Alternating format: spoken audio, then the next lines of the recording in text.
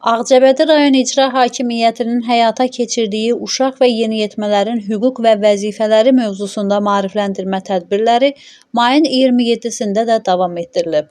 Ağcabədi rayon İcra Hakimiyyətinin İctimai, Siyasi və Humanitar Məsələlər şöbəsinin baş məsləhətçisi Sevinç Niftaliyeva, Ağcabədi rayon Mərkəzi Xəstəxanası publik hüquqi şəxsin mama ginekoloqu İradə Məmmədova və Aran qəzetinin redaktoru Məhsəti Musa öncə Şərəfxanlı, Kəhrizli və İmamqulubəyli kənd tam orta məktəblərində, sonra isə Hindar qəsəbə 1 nömrəli tam orta, Hindar qəsəbə 2 nömrəli ümumi orta, Poladlı kənd tam orta məktəblərinin şagirdləri ilə görüş keçiriblər.